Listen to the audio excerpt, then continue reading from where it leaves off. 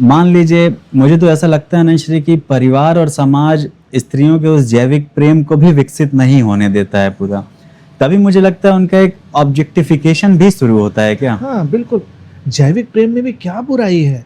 अगर दो वयस्क, देखिए शोषण हर जगह बुरा है, किसी भी तल पर हो। शोषण तो ये भी है कि मुझे खाना नहीं खाना हो, तुम मुझे ज़बरदस्ती खाना खिलाना चाह रहे हो, तो ये भी शोषण ही हो गया, जबकि उसको सामाजिक और कानूनी रूप से हम शोषण नहीं मानते हैं। अरे भाई, तुम्हारी ज़बरदस्ती खिला देने से मैं बीमार पड़ गया या कुछ हो गया तो अपराधी तो कर दिया तुमने।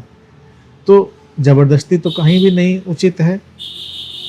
ज़बरदस्ती तो ये भी काइंड ऑफ रेप ही है कि कोई सुनना नहीं चाह रहा है, तुम ज़बरदस्ती उसको अपनी बातें सुनाना चाह रहे हो। उसे कानों के ऊपर आक्रमण क्यों कर रहे हो? शांति रखो, नहीं सुनना चाहता। जैविक प्रेम में ये जो रेप जैसी अवधारणा आती है जो स्त्रियों को विचलित करती है, वो सब रेप कभी कामवासना के कारण नहीं होता। रेप के पीछे कोई सेक्स नहीं है। लोग सोचते हैं रेप सेक्स के कारण करता है, नहीं। सेक्स के कारण तो वो प्रोस्टिट्यूशन में भी जा सकता है, बहुत सारी विकल्प उपलब्ध हैं। रेप हमेशा वायलेंस, हिंसा और स्त्री को नीचा दिखाने के लिए, उसको नीचे करके अपने को ऊपर करने की भावना का आनंद लेने के लिए आता है। वो जो हीन भावना से भरा व्यक्ति है और वो देखना चाहता है कि मैं किसी के ऊपर तो काबिज हूँ।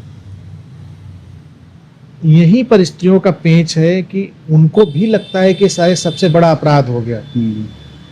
लगता है ना, भाई जरा सी बात हो तो लोग कहेंगे, अब ये कंट्रोवर्शियल बात आ रही है लेकिन इसको बहुत संवेदनशीलता समझना पड़ेगा।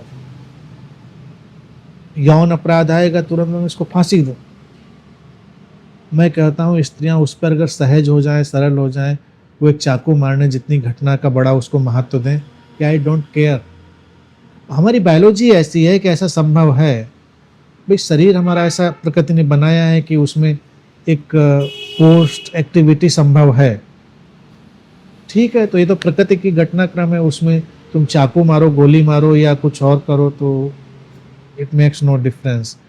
स्त्री को अपनी देह से मुक्त होना पड़ेगा। उसको देह में बांध दिया गया है, ऑब्जेक्टिफिकेशन आया है देह में, और वो स्वयं भी बंध गई है देह से। चाहे वो देह का बहुत प्रदर्शन करके, देह का बहुत श्रृंगार करके, अपनी देह के प्रति बहुत ज़्यादा एक देखा जाए हाइपर हो जाने की वजह से